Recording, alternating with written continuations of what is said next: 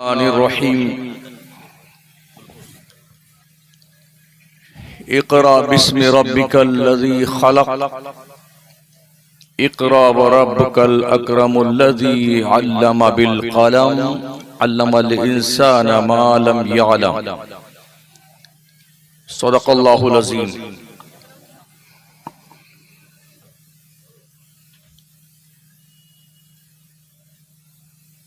उलमाए बावक़ार दानिश्वराने कौम मिल्लत दूर नज़दीक से चलकर आज की इस पाकीज़ा बज़्म में तशरीफ़ लाए हुए खुश अक़ीदा जिंदा दिल सुन्नी मुसलमानों, मेंबर नूर पे जमात अहले सुन्नत के मुमताज़ उलमाए किराम, मुफ्तियाने किराम, अइम्मे मसाजिद, तालिबाने उलूम नबविया जलवा फरमा जलवा बार हैं, बिरादरे मुकर्रम हजरत दिलबर शाही के तवस्सुत से आपके माबैन कुछ कहने सुनने का अल्लाह ने मौका अता फरमाया है। क्योंकि ये मौका जलसे दस्तारे हिफ्ज़ का है, तो इस तनाजुर में ही मुझे कुछ गुफ्तगू आपके सामने पेश करनी है। दुरूशी पढ़ लें। अल्लाहुम्मा सल्ली अला सय्यिदिना मौलाना मुहम्मदिन व अला आलिहि व अस्हाबिहि व बारिक व सल्लिम सलातन व सलामन अलैका या रसूल अल्लाह। खुतबे मुशर्रफा के बाद कुरान पाक की मैंने पहली वही इलाही की इब्तिदाई 5 आयतें तिलावत की हैं।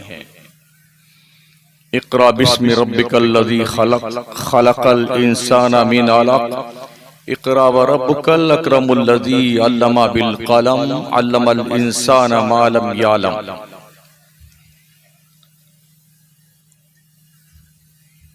जहालत के दौर में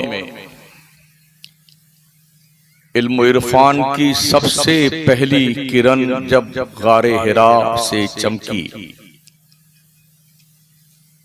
हजरत ईसा के आसमान पर उठाए जाने के 571 साल के बाद अल्लाह जब अपने बंदों से मुखातब हुआ अपने पैगंबर के तवस्सुत से, तो अल्लाह का सबसे पहला पैगाम इंसानों के नाम जो आया वो क्वालिफिकेशन का था। इक़रा पढ़िए, इक़रा बिस्मि रब्बिकल्लज़ी खलक़ पढ़िए अपने रब के नाम से जिसने पैदा किया।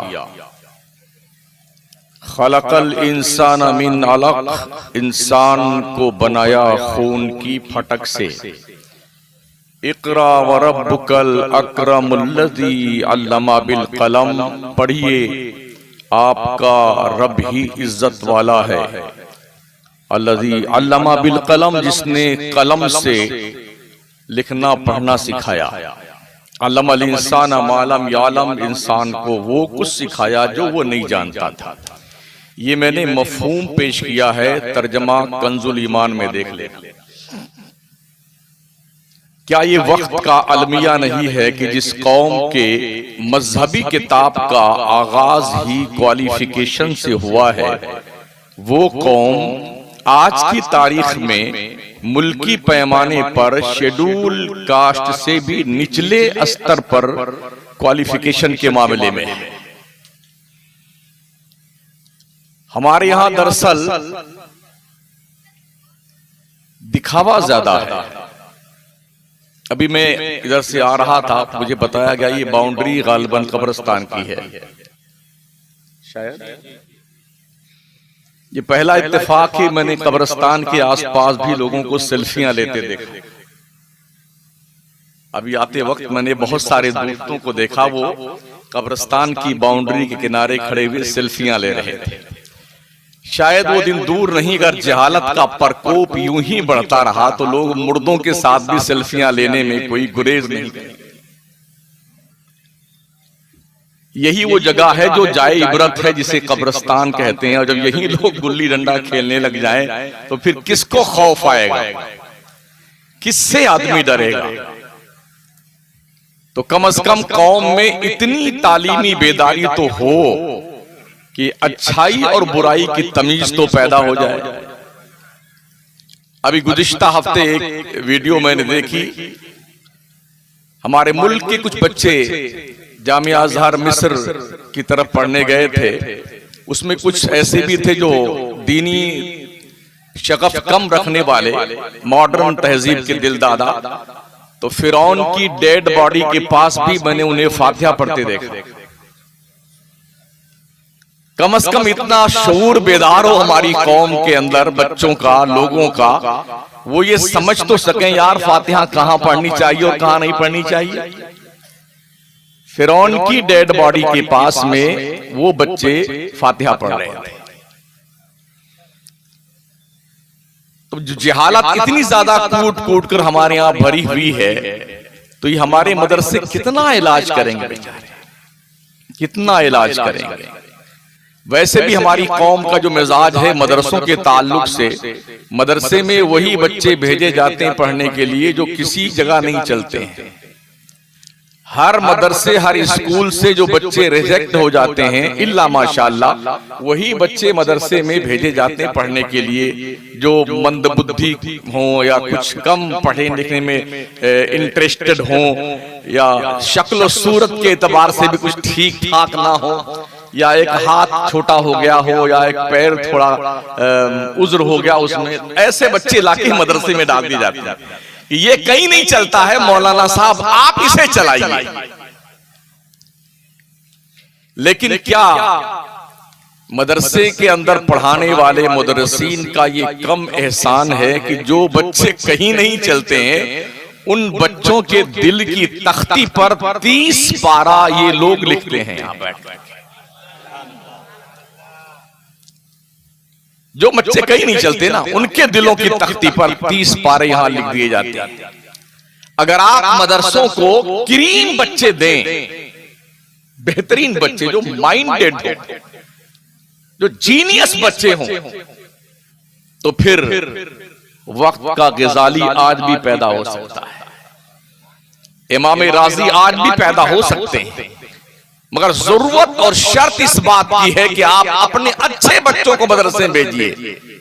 अच्छे बच्चे तो कॉलेज में भेजे जाते हैं, यूनिवर्सिटी में भेजे जाते हैं, कॉन्वेंट स्कूल में भेजे जाते हैं, और जो बच्चे घर के ऊपर बोझ होते हैं, इल्ला माशाअल्लाह, वो मदरसे में भेजे जाते हैं।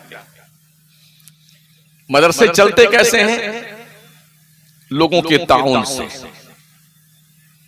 स्कूल और कॉलेज में पैसा दे करके लोग अपने बच्चों को पढ़ाते हैं, और 2 पोयम अगर सुना दे अगर के इंग्लिश के, ट्विंकल ट्विंकल लिटिल स्टार, तो अब्बा अम्मा सबके दिमाग में भूत सवार हो रहा है, मेरा बच्चा अंग्रेजी जान गया, अंग्रेजी जान गया। वो माएं फख्र कर सकती हैं जिनके बच्चों के सरों पर आज हिफ्ज की दस्तार रखी गई। वो बाप भी फख्र कर सकता है, उस खानदान के लोग फख्र कर सकते हैं जिस खानदान के हवाले से इस्लाम के पैगंबर ने फरमाया, एक हाफिज़े कुरान अपने खानदान के 10 लोगों की शफाअत करके जन्नत में लेके जाएगा।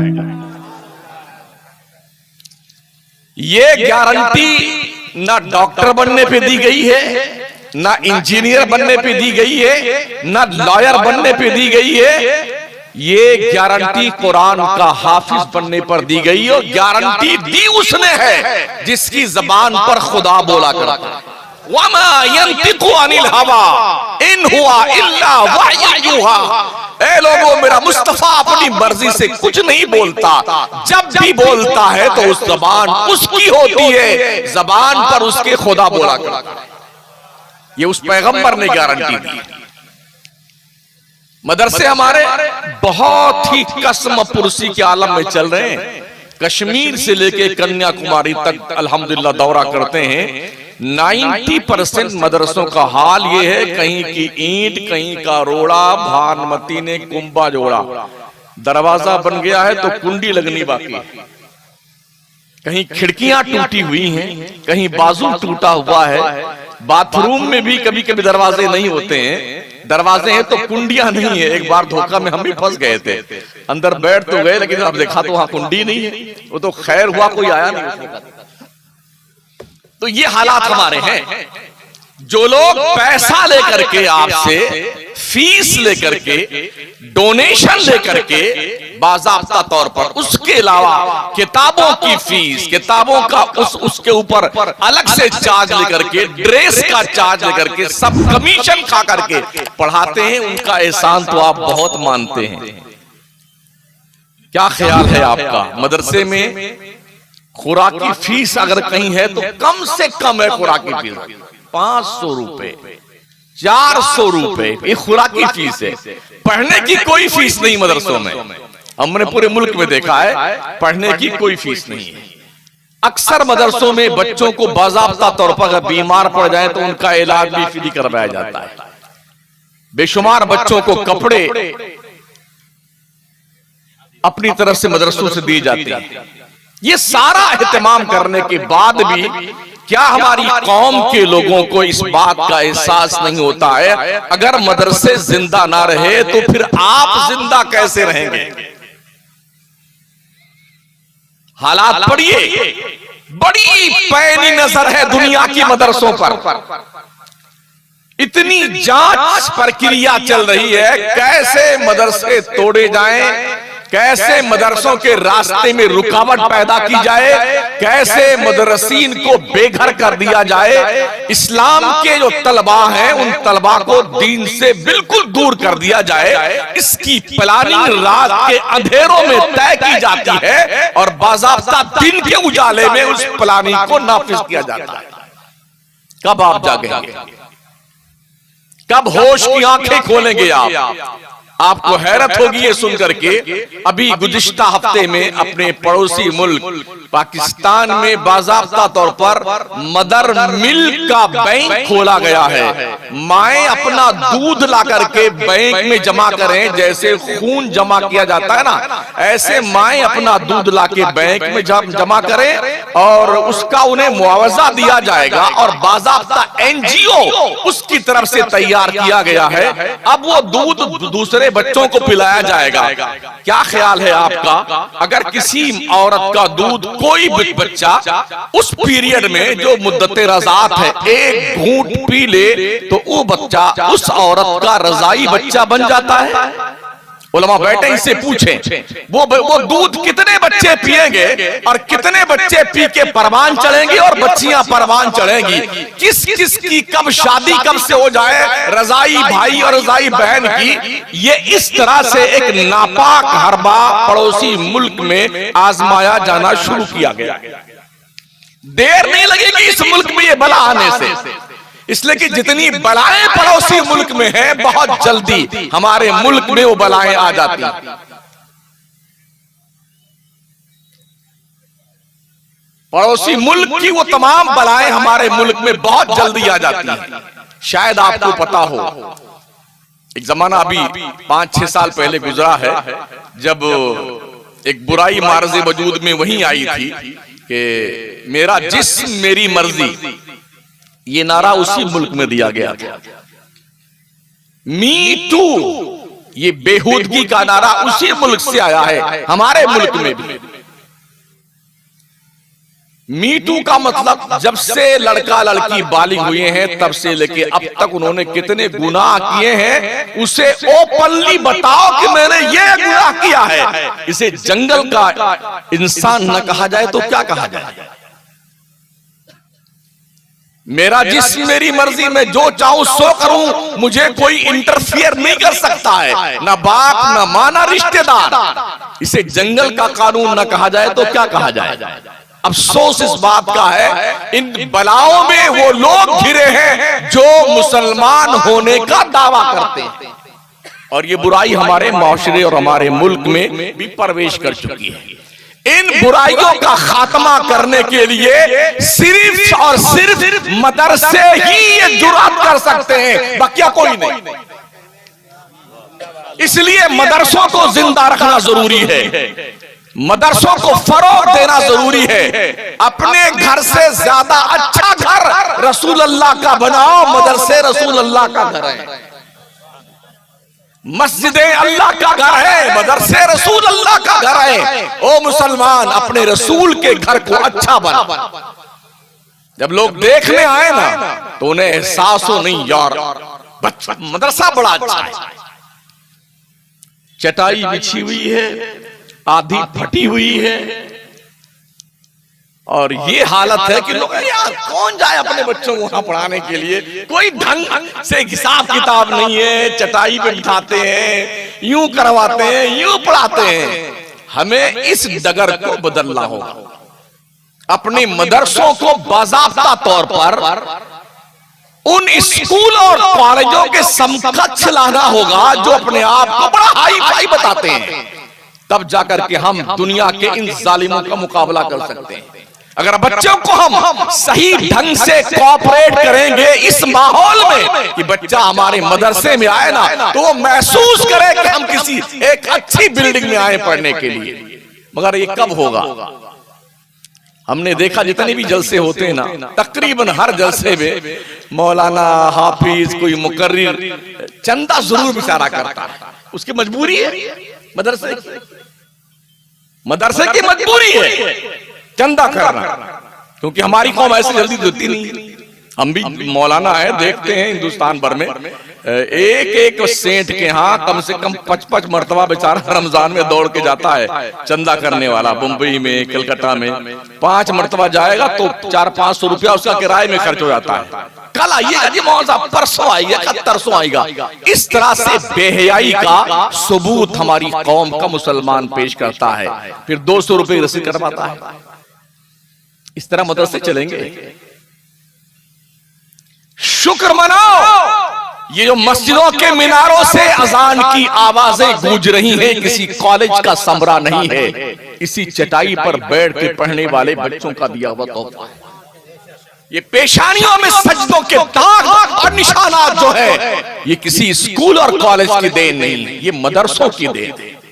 दिल में कलमे की रोशनी है, ये मदरसों की देन है। बड़ों का अदब एहतराम महफूज है, ये मदरसों की देन है। कहां बैठे हैं आज? तो हालत ये है, डॉक्टर, इंजीनियर, लॉयर बनने वाले अपने बूढ़े माँ बाप को ले जाकर के भर्ती कर देते हैं ओल्ड हाउस में। अब्बा आप यहीं रहिए, अम्मी जान आप यहीं रहें। अब बेटा कभी साल भर में अब्बू से और अम्मी से मुलाकात करने जाता है। यहाँ के पढ़ने वाले बच्चे, इन्हें इतना पता तो होता है माँ बाप का रुतबा क्या है। अल्लाह के पैगंबर ने फरमाया, अल जन्नतु तहता अक़दामिल उम्महात, जन्नत तुम्हारी माओं के कदमों के नीचे। यहाँ बच्चों को पढ़ाया जाता है, ओ दुनिया के लोगों, मुसलमानों, तुम्हारी जन्नत काबा के साए में नहीं है, तुम्हारी जन्नत तुम्हारे माँ के कदमों के नीचे। वो यहाँ पढ़ाया जाता है। यहां पढ़ाया जाता दुआए वालिदी ले वलदिही का दुआई लकुम। एक बाप की दुआ अपनी औलाद के लिए ऐसी होती है जैसे एक नबी की दुआ अपने उम्मत के लिए हुआ करती है। तो जो औलाद अपने माँ बाप के हवाले से ये इज्जत और अजमत की अहादीस पढ़ेगा, क्या कभी अपने माँ बाप का गुस्ताख हो सकता होगा? इसलिए जरूरत इस बात की कि मदरसों को जिंदगी बख्शो, मदरसों को फरोग दीजिए, मदरसों को बामे उरूज पे ले जाइए। सबसे पहला मदरसा दारे अरकम जो मक्का में कायम किया गया था, उस मदरसे के पहले मोहतमिम का नाम हजरत अबू बकर सिद्दीक है, और उस मदरसे के सबसे पहले मुदर्रिस का नाम हजरत मोहम्मदुर रसूलुल्लाह सल्लल्लाहु तआला अलैहि वसल्लम। इल्म को फरोग दीजिए, इल्म को। प्यारे आका सल्लल्लाहु तआला अलैहि वसल्लम के प्यारे दीवानों, हमारे नबी अलैहिस्सलाम ने इरशाद फरमाया है, उतलुबुल इल्मा वलो बिस्सीन, इल्म तलाश करो चाहे तुम्हें चीन तक का सफर क्यों ना करना पड़े। ये भी फरमान मैंने पढ़ा, माँ की गोद से लेके कब्र में पहुंचने तक इल्म हासिल करो। जब हमारे हुजूर मक्का से हिजरत करके मदीना तशरीफ लाए तो पता है दीन की तालीम हासिल करने का ज़ौक़ व शौक क्या था सहाबा का। हजरत उमर फारूक आज़म रज़ी अल्लाह तआला अन्हु, वो अपने पार्टनर से, जिनको हुजूर ने उनका भाई करार दिया था, ये कहा कि आज आप हुजूर के पास पढ़ने जाओगे, मैं धंधा करने जाऊंगा। जो आप पढ़ के आएंगे वो मुझे सिखाएंगे, और जो मैं कमा कर लाऊंगा आधी कमाई तुम्हें दूंगा। और दूसरे दिन हजरत उमर पढ़ने आते हुजूर की बारगाह में, उनके पार्टनर कमाने जाते, हजरत उमर जो सीखते अपने पार्टनर को सिखाते, उनका पार्टनर जो कमाता आधी कमाई लाके हजरत उमर को देता। ये तौर तरीका था दीन को फरोग देने का, इल्म को हासिल करने का, इल्म को सीखने का।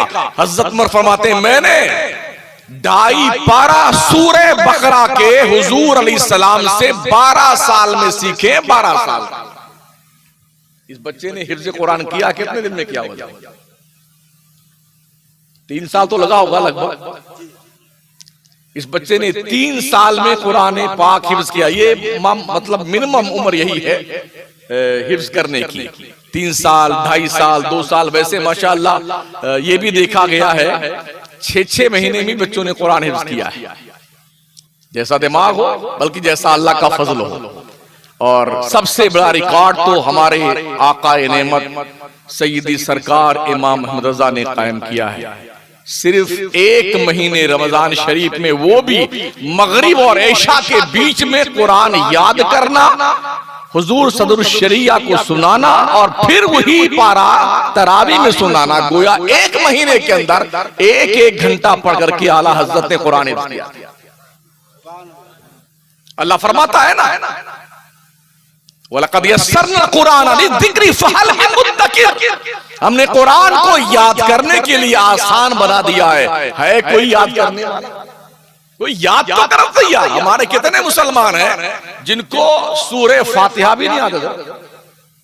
बुढ़ा गया एकदम, कब्र में पैर लटका लिया है, ना सीखता है और ना बताता है कि नमाज में क्या पढ़ता हूं।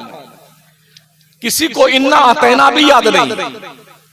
तो हमने पूछा कई ऐसे लोगों से, तो उनका जवाब था बस ठीक है, ऐसे नियत बात के खड़े होते हैं, इमाम के पीछे नमाज पढ़ लेते हैं, और अकेले पढ़ते हैं तो बस ठीक है, कान पर हाथ लगे, नियत बादली, और ऐसे मन में कुछ बुदबुदाते रहते हैं, पढ़ते कुछ नहीं है, याद ही नहीं है।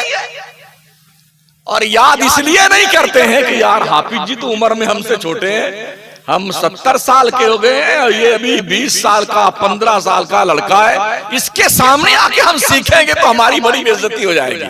तो या तो आप सीख करके शरीफ बन जाइए, कुरान पढ़ने वाला बन जाइए, या इसी जहालत में मर जाइए कि आपने कुरान पढ़ा भी नहीं है और अल्लाह के कानून को जाना भी नहीं है। फैसला आप पर डिपेंड है कि आप करना क्या चाहते हैं।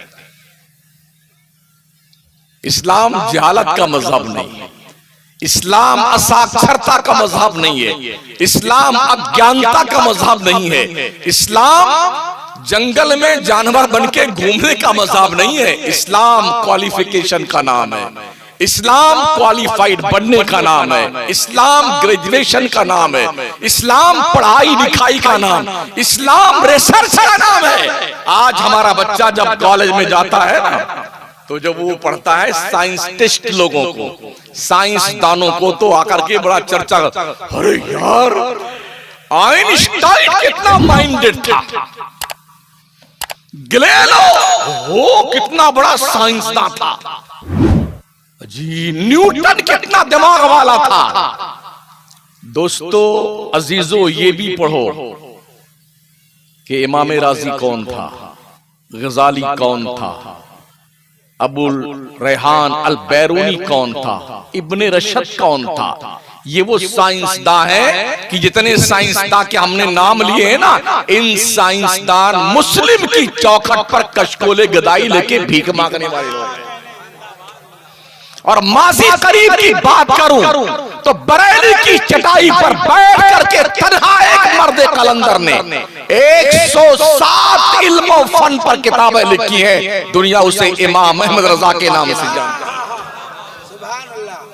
और साइंस में वो महारत है, वो महारत मैं कहता हूं आज की तारीख में पूरी दुनिया के साइंसदान को हम बरेली की चौखट पर कशकोले गदाई लेके भीख मांगते हुए देखते हैं। वो साइंटिस्ट आला हजरत किसी कॉलेज में पढ़ने नहीं गए थे, यूनिवर्सिटी में पढ़ने नहीं गए थे, बाज़ाब्ता तौर पर किसी स्कूल में नाम नहीं लिखवाया था। सिर्फ 5 उस्ताद हैं आला हजरत सरकार के, 5 घर में रह के पढ़ाता। मगर चूंकि ये फजल इलाही होता है, अल्लाह जिससे चाहता है अपना फजलता फरमाता है। ज़ालिका फज़लुल्लाह युतीहि मन यशा, ये अल्लाह का फजल है, जिसे चाहता अता फरमाता है। पूरी दुनिया के इंसानों को हम चैलेंज करते हैं, इमाम अहमद रजा जैसा साइंसदान तो लेके आओ। हमने तो सिर्फ इस एंगल से इंट्रोडक्शन करवाया है।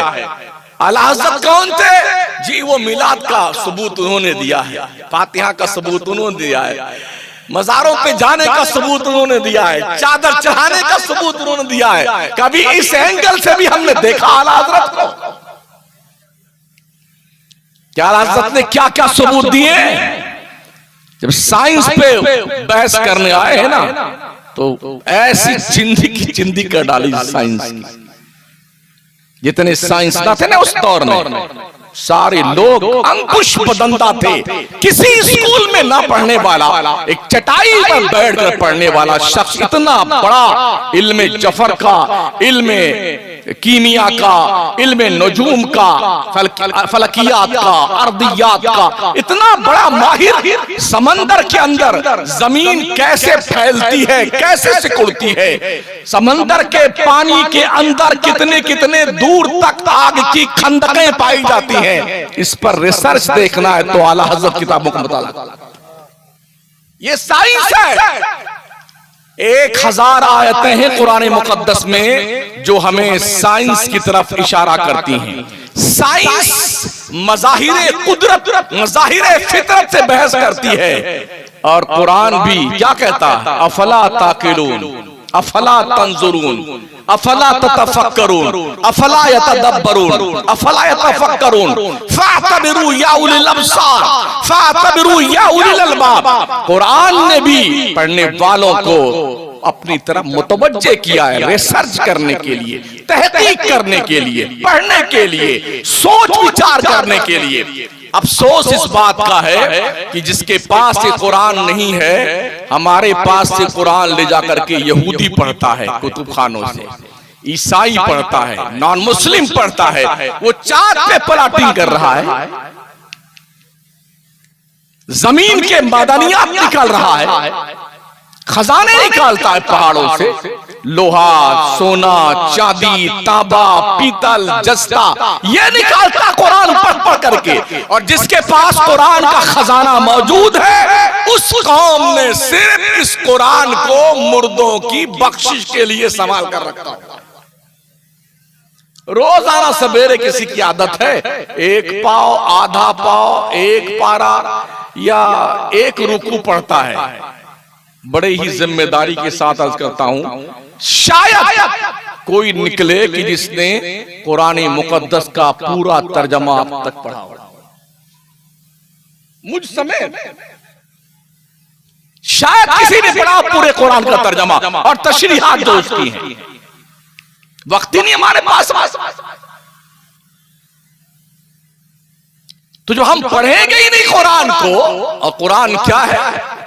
अल्लाहु अकबर, वला रत्बिय्युं वला याबिस इल्ला फी किताबिन मुबीन। खुश्की और तरी की हर चीज कुरान मुकद्दस में मौजूद है।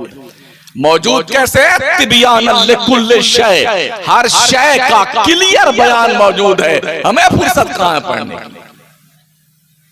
रास्ता चलेंगे तो अखबार पढ़ते रहेंगे, और जब से मोबाइल की दादी अम्मा तशरीफ लाई हैं तो हर घर में हर एक दूसरे से बेगाना मौजूद है, कोई पढ़ते लिखता नहीं है। इतनी फिक्र जरूर है कि जल्दी से देखो किसका मैसेज आया, किसने क्या फरमाया है। यानी कि नमाज की नीयत बांधने के बाद बड़ी मुश्किल से लोग नमाज खत्म तक जो है सब्र कर पाते होंगे, और जैसे सलाम फेरते झट से मोबाइल, ला इलाहा इल्लल्लाह मोहम्मद रसूलुल्लाह भी शायद पढ़ना भूल जाते हो, पहले मोबाइल देखते किसी का कोई मैसेज तो नहीं आया। ये हालात हमारे बिगड़े हुए। अगर इस बिगाड़ का इलाज हमने न किया तो याद रखना आपकी मुस्लिम होने की जो आईडी है ये भी खत्म हो जाएगी। आप पहचाने नहीं जाएंगे मुसलमान होने की हैसियत से। दुनिया वो काम कर रही है। रास्ते में चलते हुए कई दूसरे अहबाब से मुलाकात होती है, तो बातों बातों में उनके नजरियात सामने आते हैं कि हमारे लोग मुसलमानों के बीच में वहां ये काम कर रहे हैं, वहां ये काम कर रहे हैं, वहां मुसलमानों को धर्म से दूर करने के लिए मुसलमान के अलावा जो कौमें हैं मुसलमानों के बीच में घुसकर काम कर रही हैं। किस तरह से मुसलमान को सेकुलर बनाया जाए, मजहब से कैसे दूर किया जाए, दीन से कैसे दूर किया जाए। चुनांचे ऐसी बेशुमार औरतें, ऐसे बेशुमार लोग नजर आएंगे जिन्हें तलाक, निकाह और इन चीजों से कितनी बहुत ज्यादा एलर्जी है। यहां तक देखा गया है कि अब कुछ मुसलमानों के खानदान में भी ये बलाए नागहानी आ गई है कि हम तो अकेले ही रहेंगे, शादी वादी नहीं करेंगे। मर्दों की भी बात करता हूं और ग्रेजुएट लड़कियों की बात करता हूं। हमें शादी वादी के झंडे में नहीं पड़ना है। आप सोच सकते हैं जो कोई जवान होकर के शादी ना करे, लड़का हो या लड़की हो, पता है कि उसके कदम कहां जाएंगे। मुमकिन है आप सोचते होंगे कि कौन सी बहस तकरीर में छिड़ गई है। ये बहस नहीं है, ये हमारी तबाही का बाज़ाब्ता पेश कीमा है। अगर हमने अपनी बच्चियों को दीनदार न बनाया तो इनकी कोख से मुसलमान बच्चे बराए नाम पैदा होंगे, बल्कि वो पूरे पूरे पर यहूदी, ईसाई, नॉन मुस्लिम कम्युनिटी के बच्चे होंगे। ये बुराइयां हमारे मुआशरे में परकोप कर चुकी हैं, दाखिल हो चुकी हैं। आए दिन अखबारात की सुर्खियां पढ़ने के बाद रूह कांप उठती है। क्या हो गया हाल हमारे बच्चों का, हमारी बच्चियों का। हर दिन कहीं ना कहीं किसी मुसलमान बच्चे ने भागकर किसी गैर से शादी कर ली होती है। ये बुराइयां क्यों हैं? इसलिए है कि हमने नबी की दीन की तालीम को सीखा नहीं। हम मदरसों से दूर हुए तो गैरों की तहजीब ने हमारे पैर को रस्सियों में बांध दिया। आका ने फरमाया था शादियां बिल्कुल आसान कर दो ताकि जिना मुश्किल हो जाए। हमने शादियां इतनी महंगी कर दी हैं कि जिना बिल्कुल आसान हो गया। 50-50 लाख रुपए शादी में खर्च करते हैं, 1-1 करोड़ रुपए शादी में खर्च करते हैं, सूद पे पैसे लाकर शादी करते हैं और शान बघाड़ते हैं कि हमने इतने खाने, इतने किस्म के खाने बनवाए थे, इतने लोगों की हमने दावतें करी थी। और फिर उसके बाद हमने देखा है अखबारों की शह सुर्खियों में कि जब पैसा पेमेंट नहीं कर पाए, सूद पर लाए हुए पैसे, तो जहर खा करके बाप ने अपनी एह लीला समाप्त कर ली। कोई कुएं में गिर के मर गया, किसी ने पेट्रोल छिड़क के आग लगा लिया। इसलिए कौम के लोगों आंखें खोलो, बात सुन लिया, जिंदाबाद जिंदाबाद, शमसुद्दीन जिंदाबाद, दिलबर शाही जिंदाबाद। अगर हमारी कौम इस तरह बेरहमी के डगर पे जा रही है तो मैं भी मुर्दाबाद हूं और दिलबर शाही भी मुर्दाबाद। इन बुराइयों का पर कदम कौन लगाएगा? माशरे फैली हुई कुरीतियों को कौन दूर करेगा? जहेज के नाम पर पूरा खानदान लहूलहान होता हुआ हम देखते रहते हैं और लोग अपने डॉक्टर लड़के, इंजीनियर लड़के और लॉयर लड़के जैसे इस बकरे की कुर्बानी के लिए बिल्कुल बढ़िया सा दाम मांगते हैं कि हमारा बच्चा डॉक्टर है, इसलिए हमें इतने पैसे चाहिए डॉक्टर के लिए। इसलिए ऐसे मंगतों को, भिखारियों को हम यही सलाह देते हैं कि जहेज के नाम पर भीख मांगने वाले भिखारियों, तुम कटोरा लेकर किसी मजार की चौखट पे बैठ जाओ, बहुत सारे भिखारी पलते रहते हैं, तुम भी पल जाओ। साउथ इंडिया में जाने का इत्तेफाक हुआ, 40-40 साल की उम्र की लड़कियां बैठी, उनकी शादी नहीं हो रही। मालूम हुआ कि 1-1 किलो सोना जहेज पे देना पड़ता है। जिस कौम के दरिंदों का और दज्जालों का ये हाल हो कि कौम की बच्चियां 40-40 साल तक रिश्ते के इंतजार में बैठी रहे, उस कौम के बीच में बुराइयां नहीं पनपेगी तो क्या वहां पर जन्नत की तरफ से कोई मुज्दा आएगा आपके पास? हैरतनाक मामला हमारे हैं। कोई मर जाता है तो उसके मरने की फातिहा पे 20वां 10वां 40वां बरसी पे 15-15 लाख रुपए खर्च करते हैं लोग अब्बा के खाने के लिए। उसी मरदूस से कह दो कि मदरसा फैजुल रजा में एक कमरा बनवाने में हजरत धंधा बहुत मंदा चल रहा है, अब मर गए। मदरसे में कम से कम 1-2 कूलर लगवा दीजिए, बड़ी गर्मी है। इंशाल्लाह देखेंगे हजरत, देखेंगे। और यहां अपनी नाक ऊंची करनी होती है ना, 1-1 करोड़ रुपए मुसलमानों ने खर्च किए शादी। हमारे राजस्थान में बाज़ाब्ता तौर पर हमने देखा है, जब उनके शहर में हॉल नहीं मिला उनकी मर्जी के मुताबिक, तो 80 लाख रुपए का हॉल बुक किया है जैसलमेर में जाकर के अपने बच्चों की शादी वहां करी। 500-500 रुपए की एक प्लेट से लेके 1500-1500 रुपए की प्लेटें होती हैं। क्या हम सिर्फ खाने के लिए पैदा हुए? मुझे नहीं पता आपकी इस गांव में शहर में कितनी मस्जिद है। अच्छा कितनी? 3 है। नमाजी कितने मुझे पता नहीं, इसलिए कि आज मैं 6वीं नमाज पढ़ा हूं ईशा की, जहां मैं ठहरा हुआ हूं। लेकिन जो सूरत ऐन की है वही गैन की है। पूरे मुल्क में हम सुन्नियों में नमाजी कम है, इसलिए कि जन्नत पैसे लिए बैठे हुए। हाँ, जन्नत पहले इसे जेब में रखते हैं, हम ही जन्नत में जाएंगे। बेटा जुम्मा में नहीं दिखता है, जन्नत में जरूर जाएगा। इसके बाप की कोई ठेकेदारी चलती होगा। ये कॉन्फिडेंस आता कहां से है आपको? जिनके पास कंफर्म टिकट है जन्नत के, वीवीआईपी के टिकट। हजरत सिद्दीक अकबर वो रात भर रोते थे अल्लाह के डर से।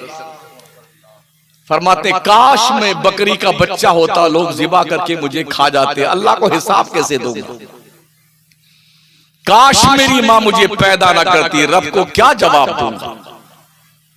ये वो है जिनकी नेकियां आसमानों के सितारों से कहीं ज्यादा है।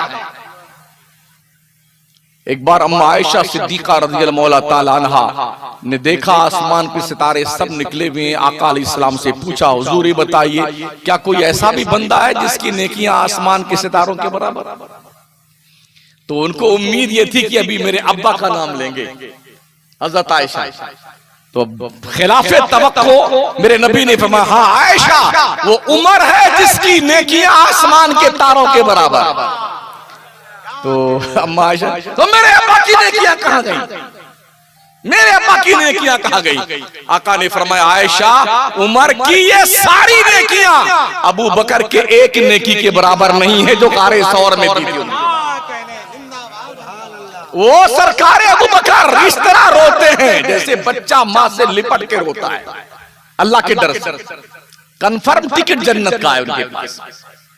हजरत उमर जिनकी शान में कुरान की आयतें उतरी, नबी के फरमान मौजूद है, लौ काना बादी नबिय्या लकाना उमर इब्न खत्ताब, अगर मेरे बाद कोई नबी आना पॉसिबल होता उमर नबी बन के आता। वो कैसा रोते थे अल्लाह के डर से, आंसू बहते बहते दोनों गाल पर नाली बन गई। कंफर्म टिकट था जन्नत का। हजरत उस्मान गनी, मौला अली, अशरा मुबश्शरा, हर सहाबी नबी को नबी ने कुरान के जबान में जन्नती होने का वादा दिया। अल्लाह ने हर सहाबी से जन्नत का वादा फरमाया। ये क्यों रोते थे अल्लाह के डर से? इन्हें तो कॉन्फिडेंस होना चाहिए था ना, हम कन्फर्म टिकट लिए बैठे जन्नत का। क्या नमाजें उनकी छूटती थी?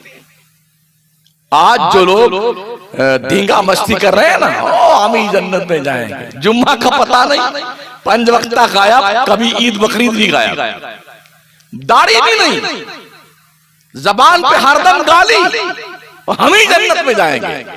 वेटिंग टिकट लेकर के इतना यकीन के साथ मत बैठ। कभी कभी वेटिंग लिस्ट कंफर्म नहीं होता, ठीक है ना? हाँ, तो इस खप्त में मत रहो कि हम ही जन्नत में जाएंगे। जन्नत में जाने के लिए ईमान पर खात्मा होना जरूरी है।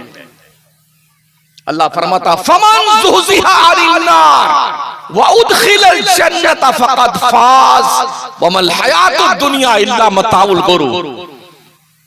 जो जहन्नम से बचा के जन्नत में डाल दिया गया वही कामयाब है। दुनिया की जिंदगी तो खेल कूद की धोखे की जिंदगी है। इस धोखे की जिंदगी पे मेरी बिल्डिंग, मेरी गाड़ी, मेरा घर, मेरा कुंबा, मेरा परिवार इधर मरे नहीं है। जेब से चाबी छीन लिया औलाद ने, जल्दी करो जल्दी करो जल्दी करो, कब्र तैयार करो जल्दी। ये मिन्हा खलकनाकुम व फिहा नुईदुकुम व मिन्हा नुखरिजुकुम तारतन उखरा। अब्बा आप जानो, आपकी कब्र जाने, हम चले बंटवारा करने के लिए। यही हर घर की रीत है, हर घर की रीत यही है। किसके लिए कमाई करते हो?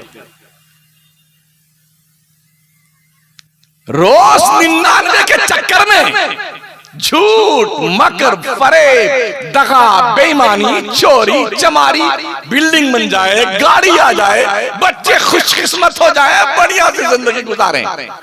हमारे आका सल्लल्लाहु तआला अलैहि वसल्लम एक दिन हजरत अबू हुरैरा के साथ मदीना शहर से बाहर निकले। एक कब्र देखी, हुजूर ने फरमाया अबू हुरैरा ये कब्र देख रहे हो? हाँ यार। आका फरमाते हैं अबू हुरैरा तुम लोग जो जल्दी जल्दी 2 रकात नमाज पढ़ लेते हो ना, ये बंदा जब से इंतकाल किया है तब से अल्लाह से गुजारिश करता है, रिक्वेस्ट कर अल्लाह एक बार फिर से दुनिया में भेज दे 2 रकात नमाज पढ़ने के लिए, या अल्लाह एक बार। मगर अबू हुरैरा कयामत तक इसे दोबारा 2 रकात पढ़ने का अल्लाह मौका नहीं देगा। क्या ख्याल है आपका? ओ जुम्मा गुल करने वालों, मस्जिद के मुअज्जिन की सदा को सदाए बसेहरा साबित करने वालों, मस्जिद के सामने बैठ के गप्पे लड़ाने वालों, कब्रिस्तान की गैलरी के पास फोटो खिंचवाने वालों, सेल्फी लेने वालों, कुछ सोचा तुमने? कुछ गौर किया तुमने? जितने लोग अब तक दफन हो चुके हैं, जरा कब्र के करीब जाके उनकी खैरियत पूछो। दादा जान कैसे हो? अब्बा हुजूर कैसे आप? अम्मी जान कैसी तबीयत? हम तो बाहर हैं, हवा बहुत कम चलती है, जान निकल रही है। आपकी कब्र में तो कोई पंखा भी नहीं लगा हुआ है, एसी भी नहीं लगी हुई है, एक भी कुमकुमा नहीं है, अंधेरी कोठरी में कैसे रहते हो आप लोग? इमाम अहले सुन्नत फरमाते हैं अंधेरा घर, अकेली जान, दम घुटता, दिल उकताता, खुदा को याद कर बंदे वो साथ आने वाली। अब भी डर नहीं लगता, अब भी एहसास नहीं होता है। इंशाअल्लाह अगले जुम्मा से पढ़ेंगे नमाज, इंशाअल्लाह अगले जुम्मा से, इंशाअल्लाह अगले जुम्मा से। कहीं ऐसा ना हो कि पैरालिसिस के शिकार हो जाओ। हमने देखा है बेटे, एकदम मुस्टंडे 1-1 कुंटल के ऐसे आते मस्जिद में, यूं करते हैं ऐसा, झुक नहीं सकते, रुकू नहीं कर सकते, सजदा नहीं कर सकते। अभी वो दिन तुमको नहीं आए हैं, अपने रब को रुकू सजदे कर लो। कहीं ऐसा ना हो अल्लाह तुम्हें रुकू और सजदा से भी महरूम कर दे, कहीं ऐसा ना। जब तुम पढ़ना चाहोगे अल्लाह तुम्हें इस लायक नहीं रखेगा तुम नमाज पढ़ो, फिर क्या करोगे? मसला पूछने आते हैं, हजरत अगर ऐसा हो जाए तो हम रुको कैसे करें? सजदा गले में इतना मोटा सा कुछ पहन रखा है और कमर में अलग से पहन रखा है। एक आदमी पकड़ के लेके आता, हरमैन तैयबैन में लोगों ने हजारों कुर्सियां रखी हुई है हरमैन शरीफैन में। अब तो हमारे मुल्क में भी बहुत सारी कुर्सियां मस्जिदों में रख दी गई हैं, बहुत सारे लोग ऐठे आते हैं। सुधर जाओ अल्लाह के वास्ते, अभी मरे नहीं हो, मरने से पहले सुधर जाओ। अपनी अक्लों का इलाज कर लो, दीन सीखो दीन, और दीन तुम्हें कॉलेज और यूनिवर्सिटी में नहीं मिलेगा, इन मदरसों में मिलेगा। या बाज़ाब्ता तौर पर हमने कॉलेज भी देखे हैं, यूनिवर्सिटियां भी हमने देखी। बड़ी प्लानिंग के तहत बच्चों को हाईजैक किया जाता है। छोटे छोटे 3-3 साल के बच्चे, 3.5, यानी लोग इतना परेशान हो गए अपने बच्चों से। अगर कोई चिल्ड्रन हाउस बन जाए कि पैदा करके बच्चे ला के यहाँ छोड़ जाओ, हम ही पाल लेंगे, तो लोग जल्दी छोड़ाएंगे। 2 दिन का बच्चा छोड़ के आ जाएंगे, आप पालो, हम पैसा दे देंगे आपको, हमको छुट्टी मिल जाए पालने से। बच्चों को छोड़ के आते कॉलेज में, और जानते हो उनकी प्लानिंग, खूबसूरत खूबसूरत लड़कियां अच्छे अच्छे ड्रेस पहन करके, सज धज करके, प्लेट में चॉकलेट, लॉलीपॉप, क्या क्या लेकर के खड़ी रहे, वेलकम वेलकम ऐसा, वेलकम वेलकम, गोद में उठाती हैं, पप्पी लेती हैं। वो बच्चा 3 साल का जब स्कूल में आता है तो प्यार का ये माहौल देखने के बाद उसको लगता है यहाँ ठीक है, अगर पढ़ने जाएंगे, बड़ा खुश खुश आता है। हमारे मदरसों में क्या होता है, बड़े अदब के साथ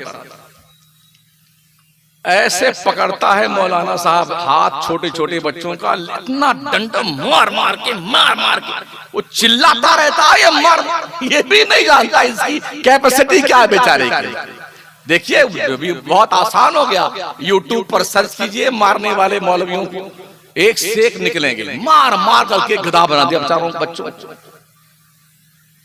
सलाम के वक्त जब घंटी लगती ना प्रेयर की जब घंटी लगती है, तो 1-2 मौलाना डंडा लेके गली साइड में घूमते रहेंगे, अब देखता हूं कौन आता है, अब देखता हूं कौन आता है। जैसे कोई बच्चा अंदर इंटर हुआ सलाम के शुरू होने के बाद में, उधर रुका,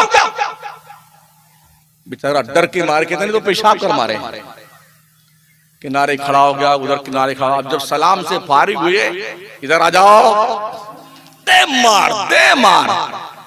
अल्लाह के बंदो इतना मत मारो कि बच्चे मदरसे को बैतुल ज़रब समझ लें। अगर मदरसे को मार पिटाई का घर बच्चे समझ लेंगे तो बच्चे पढ़ने नहीं आएंगे। इन्हें प्यार दीजिए, मोहब्बत दीजिए, ताकि बच्चे आपके करीब आए और फिर इन्हें आप दीन की तालीम सिखाएं। बहुत कमियां हैं हमारे अंदर, हमें उन कमियों को दूर करने की जरूरत है साथियों, वरना याद रखना जमाना आपको ऐसे खड्डे में ढकेलने को तैयार है, बस गिरने की देरी है, हम एकदम किनारे खड़े हुए हैं। सर्च कीजिए अपने आप, फिक्र कीजिए, आप चलिए ना रास्तों में तो लोग टून कसते हैं, हम तो अपना आईडी प्रूफ छुपा नहीं सकते हैं। कुर्ता पजामा तो हमारा है ही, माशाल्लाह, दाढ़ी शरीफ भी है, सुभान अल्लाह, टोपी भी है, सब लगी रहती है, तो हम तो दूर से ही पहचाने जाते हैं कि ये मुसलमान हैं, मौलाना हैं, हाफिज जी हैं, कारी साहब वगैरह वगैरह। आम आदमी जो सिर्फ पैंट बुल शर्ट में रहता है, दाढ़ी नहीं रखता है और टोपी नहीं लगाता है, तो वो तो कॉमन सेंस रहती, ये सब में चल जाता है, लोग पहचान नहीं पाते, लेकिन हमें दूर से लोग पहचानते हैं। हमें वो टोन भी झेलने पड़ते हैं जो लोग पीछे से आवाज कसते हैं, पाकिस्तानी है ये फलाना है, ये कहां जा रहा है, पाकिस्तानी आतंकवादी है, ये जुमले हमको सुनने पड़ते हैं, सुन करके इस कान से निकाल देना पड़ता है। हमारे प्रति, हमारे ताल्लुक से दुनिया की सोच क्या है, हमें उस सोच को बदलने के लिए पढ़ना होगा और सिर्फ पढ़ना होगा। पढ़िए और अपना मकाम पहचानिए। आज की तारीख में कौम मुस्लिम के हर मर्ज का इलाज सिर्फ तालीम है, सिर्फ तालीम। 20 साल से 25 साल तक के लिए ठान लो कि मुझे सिर्फ पढ़ना है और सिर्फ पढ़ना है, आपके हर दुख दर्द का इलाज ये 20 साल 25 साल का आपका वनवास होगा। दुनिया पढ़कर यहां तक पहुंची भाई साहब, इसलिए पढ़िए, दीनदार बनिए और नमाजें भी पढ़िए, सुन्नी नमाजें। एक जरूरी मसले को क्लियर कर दूं, मैंने कहीं तकरीर में कहा था कि हर वहाबी काफिर नहीं होता है। कुछ दोस्तों ने उस पर ऑब्जेक्शन किया है, इस पॉइंट को क्लियर कर दूं मैं। हर वहाबी काफिर नहीं होता है। उसके साथ मैंने ये भी कहा था कि वो लोग जो वो मलायने अरबा, चार वो मुर्तद इस्लाम के दायरे से खारिज, जिन पर आला हजरत सरकार ने, उलमाए हरमैन तैयबैन ने जिन चार मौलवियों पे उनकी कुफरी इबारात की बुनियाद पर कुफ्र के फतवे लगाए हैं। अगर किसी भी वहाबी को उसका पता नहीं है, वहाबी घर में पैदा हुआ बहुत सारे हैं, 50% ऐसे हैं जिन्हें पता नहीं कि वहाबियत क्या है। वो समझते हैं ये नमाज रोजा नहीं बल्कि ये नियाज फातिहा के झगड़े का नाम सुन्नी वहाबी। 50% ऐसे लोग बनती है। तो ऐसे लोगों के पास जब वो इबारत पढ़ ले, पढ़ के समझ ले, और अगर पढ़े नहीं है तो वो इबारतें सुन ले, सुनकर समझ ले, अब अगर वो उसको फॉलो करते हैं तो वो काफिर है। ये मैंने उस तकरीर में कहा था। लोगों ने ऑब्जेक्शन किया उस पर। आला हज़रत सरकार इमाम अहमद रज़ा फाज़िल बरेलवी फतावा रज़विया शरीफ के 6वीं जिल्द में तहरीर फरमाते हैं, जिनके अकीदे मुज़ब्ज़ब हों उनके साथ सख्ती से ना पेश आओ, नरमी से पेश आओ, उन्हें अपने करीब लाओ, उन्हें दीन समझाओ। नरमी के जो फायदे हैं वो सख्ती के नहीं। ये आला हज़रत का फतवा। शारह बुखारी हज़रत अल्लामा मुफ्ती शरीफुल हक साहब क़िबला रहमतुल्लाह ताला अलैह अपनी फतवा के जिल्द 2 फतवा शारह बुखारी के गालिबन 336 नंबर पेज पर शारह बुखारी तहरीर फरमाते हैं कि हर वहाबी काफिर नहीं है। मैंने ये पूरी इबारत दोनों पेज, 3 पेज, 2.5 पेज समेत और शारह बुखारी शरीफ के शारह मुफ्ती शरीफुल हक साहब के फतावा शारह बुखारी की पूरी जिल्द दिलबर भाई के उस पर व्हाट्सएप पे मैंने भेज दी। इसको पढ़ लीजिएगा, समझ लीजिएगा। मैंने वही कहा है जो हुजूर शारह बुखारी मुफ्ती शरीफुल हक साहब क़िबला अमजदी अलैहि रहमान। हम बिल्कुल किसी काफिर के तरफदार नहीं हैं, चाहे उसकी दाढ़ी 1 मीटर की हो चाहे 10 मीटर की हो, लेकिन हम किसी भी गैर काफिर को काफिर कहने की भी तरफदार नहीं। कुफ्र का मसला इतना संगीन है, फरमाया गया है कि अगर किसी ने कलमे कुफ्र बका है और उसके 100 पहलू किए जाएं, 100 पहलू में से 99 पहलू कुफ्र का निकलता हो, एक ही पहलू ईमान का, तो सरकारी आदालत खुद फरमाते हैं उसके ईमान की तावील की जाएगी। यही वजह है इस्माइल दहलवी जैसे दज्जाले जमाना के 77 कुफरियात गिनवाने के बाद भी आला हज़रत जैसे मुहक्किक ने उसे काफिर नहीं लिखा। हमारे ये कहने का मतलब नहीं है कि वहाबी मेरा दोस्त या हम वहाबियों के दोस्त हैं, जी नहीं। बचना बहुत जरूरी है, लेकिन कुफ्र के मामले में इतना गैर मोहतात होना भी ठीक नहीं है कि जो काफिर नहीं है उसको भी काफिर बना दें। फतवा को देख लीजिएगा, जिन बुजुर्ग हमारे उलमा को जरूरत होगी। दिलबर शाही के व्हाट्सएप पे मैंने अभी डाल दिया है, यहाँ आने से पहले शारह बुखारी के फतवा शारह बुखारी की दूसरी जिल्द भी पूरी डाल दी है, और वो पेज भी 2.5 डाल दिया है, 2.5 पेज, जिसमें ये इबारत लिखी हुई है। इस गांव का नाम क्या था? मोमिनाबाद बड़वाड़ी के लोगों, आपस में एकजुट होके रहो, मुत्तहिद और मुत्तफिक होके रहो। अफसोस इस बात का, जब यहां पहुंचा तो एक मौलाना ही लड़ रहे थे सबसे। मस्ताना थे। अच्छा अच्छा अच्छा, अल्लाह रहम करे। खैर, दुखद घटना है। मुल्की पैमाने पे हम सुन्नियों की ढंग की कोई तंजीम नहीं है, मुल्की पैमाने की बात कर रहा हूं। छोटे छोटे खानों में हम सुन्नी हो करके एक ही अकीदा है, एक ही सोच है, बरेली शरीफ को हम फॉलो करने वाले हैं, फिर भी हमारी सोच अलग अलग बटे हुए खानों में। क्यों यार, क्यों एक नहीं होते हो? बुनियादों मरसूस क्यों नहीं बन जाते? भाई इज्जतें तो अल्लाह देता है, अल्लाह ही जलील करता है किसी को, अल्लाह इज्जत देता, मैं नहीं कहता। अल्लाह खुद फरमाता वो तो इज्जो मंतशा वो तो जिल्लो मंतशा। अल्लाह जिसे चाहता इज्जत देता है, जिसे चाहता जलील कर देता है। इज्जत देने की बारी आई तो हबशा के बिलाल को काबा की छत पर पहुंचा दिया अजान देने के लिए, और जलील करने की बारी आई तो अबुल हकम माना जाने वाला अबू जहल पूरी दुनिया इंसानियत में अबू जहल के नाम से पहचाना गया और जाना गया। यह है इज्जत देने वाला रब, और जलील करने वाला रब। तो इज्जत रब से मांगी जाए, जिल्लत से बचने की रब से दुआ मांगी जाए, अल्लाह ही इज्जत देता है। उसकी तहजील करम पर कशकोले गदाई लेके भीख मांगने की जरूरत है।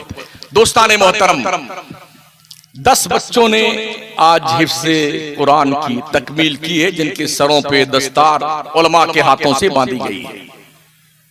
इन्होंने अपने सीने में कुरान महफूज किया है, और आप समझ सकते हैं 30 पारे के जो हाफिज होते हैं बच्चे, कुरान जैसी वो अजीमुल मर्तबत किताब जिसका बोझ बर्दाश्त करने की सलाहियत पहाड़ नहीं रखता है। लौ अंज़लना हाज़ल कुरान अला जबलिन लरअयता खाशिअम मुतसद्दिअम मिन खशियतिल्लाह।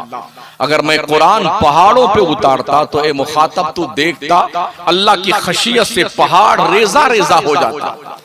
पहाड़ जिस बोझ को बर्दाश्त नहीं कर सकता, मुसलमान का मेरे ख्याल से 11 साल का बच्चा होगा, 12 साल का, ठीक है ना, इस बच्चे के दिल ने वो 30 पारे का बोझ बर्दाश्त किया है जो पहाड़ नहीं बर्दाश्त कर सकता।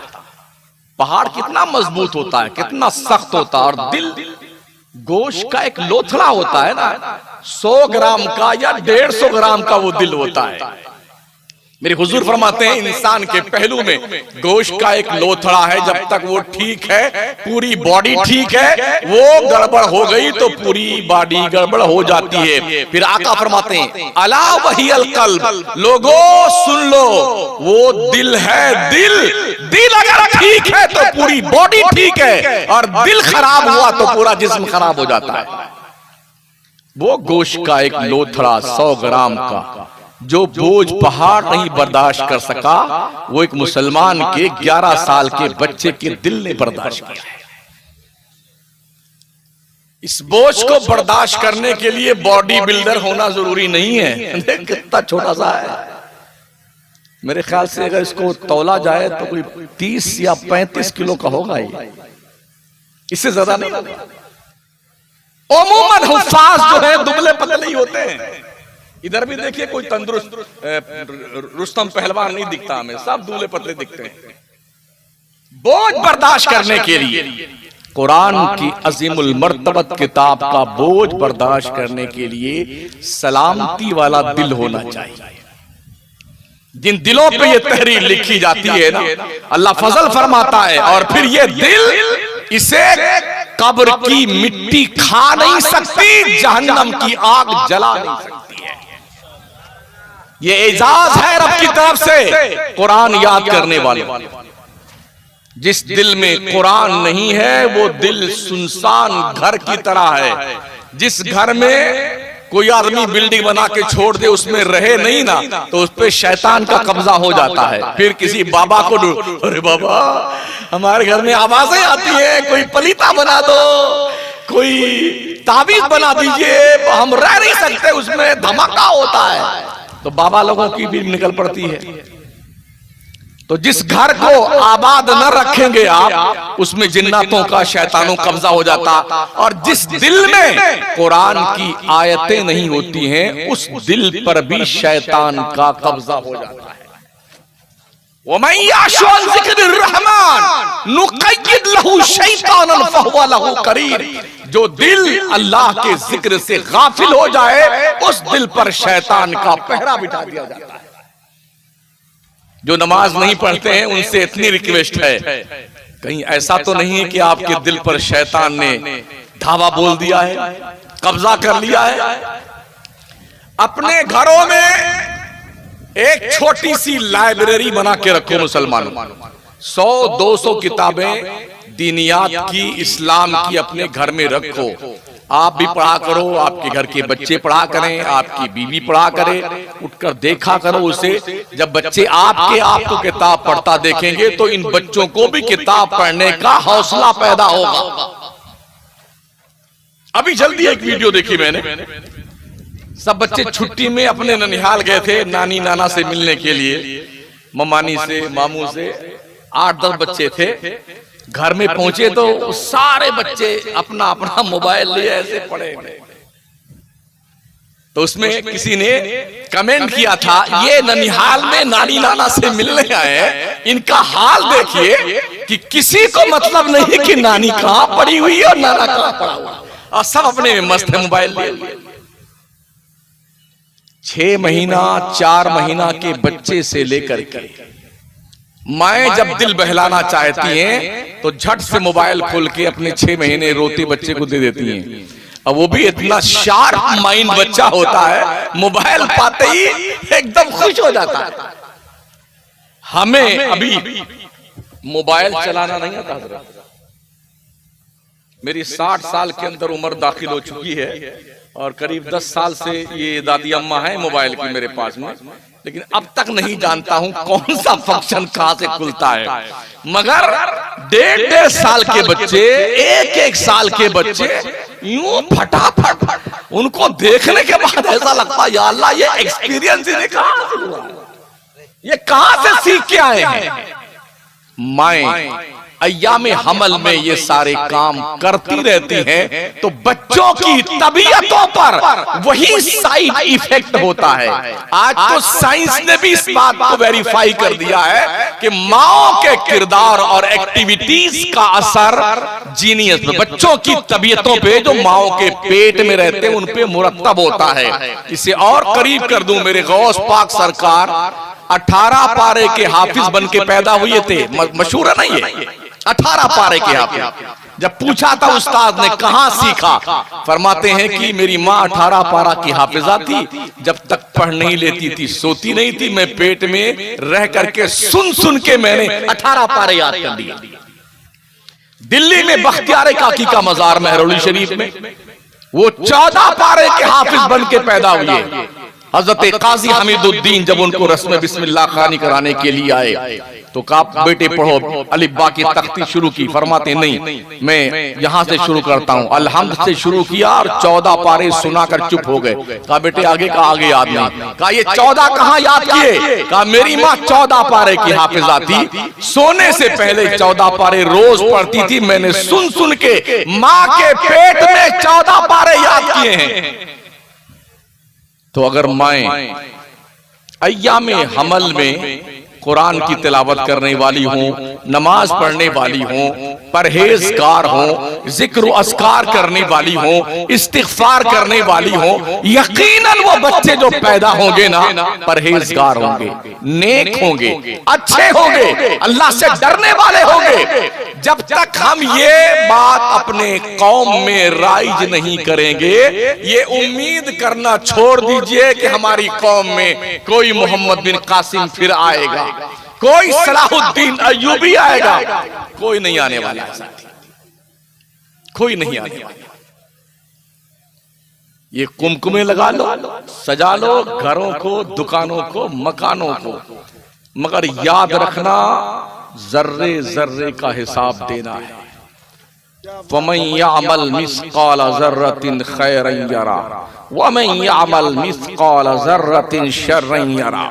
मेरे हुजूर फरमाते हैं, मेरे साहबा बताओ सबसे ज्यादा मुफलिस कौन? कहा अल्लाह जानता ज्यादा, उसका रसूल ज्यादा जानते हैं। तो हुजूर अलैहिस्सलाम फरमाते हैं साहबा सुनो, सबसे ज्यादा मुफलिस कौन होगा हश्र के मैदान में? वो जो ओहद पहाड़ के बराबर नेकी लेके आएगा। ओहद पहाड़ 15 किलोमीटर में फैला हुआ है, लेकिन दुनिया में किसी को दुख दिया होगा, गाली दी होगी, सताया होगा, बेईमानी किया होगा, किसी का माल हड़पा होगा, लोग आते जाएंगे, अल्लाह उसकी नेकियां बांटता जाएगा। ये ले जाओ, ये ले जाओ, ये ले जाओ, ये ले जाओ, सब बट जाएगा। ओहद पहाड़ के बराबर नेकियां खत्म हो जाएगी, फिर भी लोग आते रहेंगे, या अल्लाह मेरा हिस्सा बाकी है अभी। अल्लाह कहेगा बंदे अब तो इसके पास नेकियां नहीं है देने के लिए। तो बंदे क्या अर्ज करेंगे, या अल्लाह अगर देने के लिए इसके पास नेकी नहीं है तो मेरा गुनाह इसके सर पे डाल दे। है कुछ एहसास? हम अपने ही गुनाह से दबे जा रहे होते हैं, किसी और का गुनाह हमारे सर पे लाद दिया जाए, हम उस बोझ को कैसे बर्दाश्त करेंगे साथियों। इख्तिताम की तरफ चलता हूं मैं।